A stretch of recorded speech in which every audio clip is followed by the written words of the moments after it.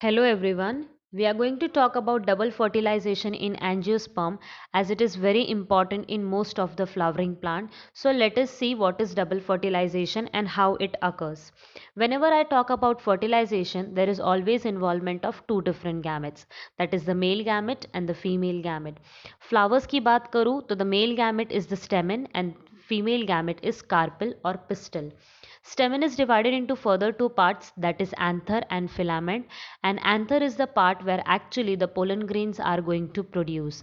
मतलब anther वो part है जहाँ पर actual में pollen grains जो है वो produce होने वाले. Pollen grains जो है वो रीजेनरेटिव सेल को प्रोड्यूस करेगा और ये जो रीजेनरेटिव सेल है वो आगे दो मेल गैमेट्स को प्रोड्यूस करेगा. If I talk about the female gamete, carpel or pistil is further divided into three parts, that is stigma, style, and ovary. Ovary is the major part where actually the female gametes are going to produce. So this is the ovary. Ovary के अंदर ovule, ovule के अंदर embryo sac. Embryo sac के अंदर actual में zygote is going to be produced. This zygote will be diploid in nature, that is जब male gametes की और फीमेल गैमेट्स की बात करें ये हैप्लॉइड होते हैं, यानी कि n नंबर ऑफ क्रोमोसोम होते हैं दोनों में, और जब ये फ्यूज हो जाएंगे तो एक डिप्लॉइड जाइगोट को फॉर्म करेंगे. Now let us move to the actual process of double fertilization. So this was first reported by S.G. Navaschin in 1898. And if I talk about double fertilization, this involves the formation of seed. Okay so इसमें क्या होगा, जैसे अगर हम लोग ये picture को observe करें, this upper part is called to be the stigma, इसके बाद आएगा स्टाइल, और जो नीचे वाला पार्ट है that is the ovary.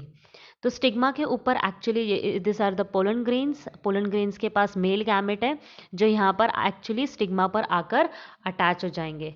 When this pollen grains are attach to the stigma, वो क्या करेंगे, स्टाइल के थ्रू अंदर एक ट्यूब बनाने का ट्राई करेंगे.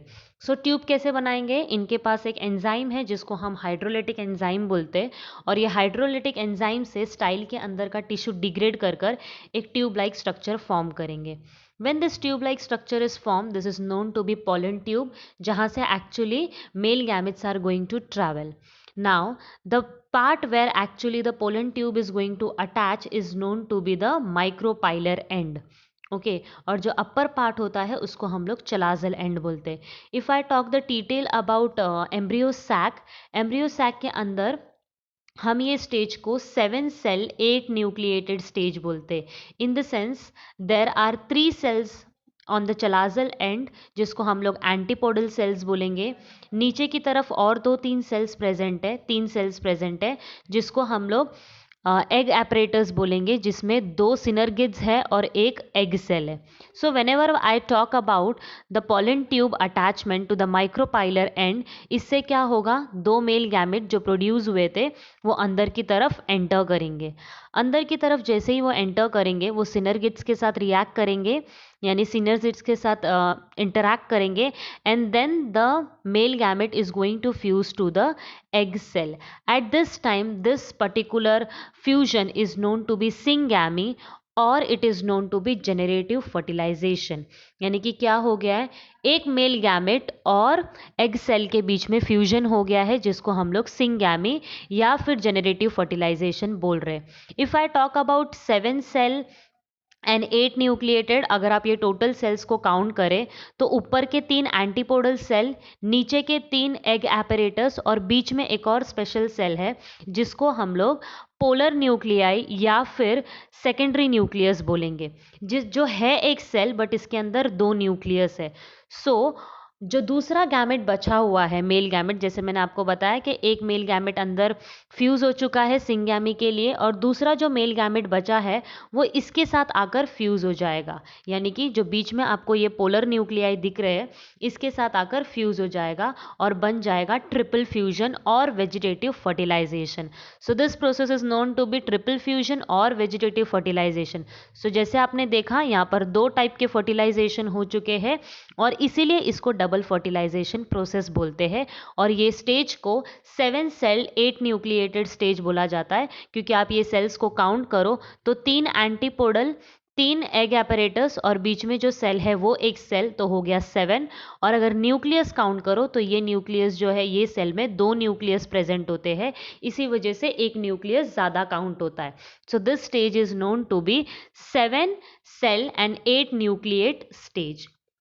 If I talk about the further process, जो बीच में ये ट्रिपल फ्यूजन हुआ है, ये आगे जाकर एंडोस्पर्म डेवलप करेगा और उसके बाद जो ये एंडोस्पर्म है that will be acting as a food reservoir, यानी कि फूड को स्टोर करने का काम करेगा, सो दैट जाइगोट जो है वो अच्छे से डेवलप्ड हो पाए।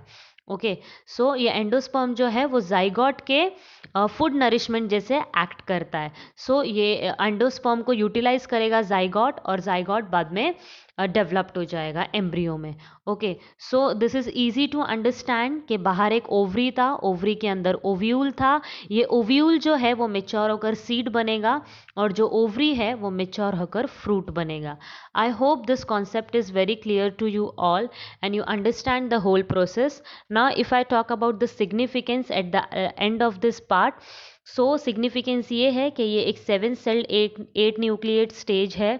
इसके अलावा यहाँ पर डबल फर्टिलाइजेशन हुआ है सिंगैमी प्रोसेस के through, and the next one was triple fusion. उसके अलावा यहाँ पर जो सेल फॉर्म हुआ है वो एक बेसिकली डिप्लॉयड जाइगोट फॉर्म हुआ है जहाँ पर 2n नंबर ऑफ क्रोमोसोम है, and this process is very very important so that secondary nucleus जो है वो बन सके और पूरा का पूरा एम्ब्रियो जो है वो अच्छे से डेवलप्ड हो सके। So I hope you have understood this concept and enjoyed the video. Thank you for watching this video.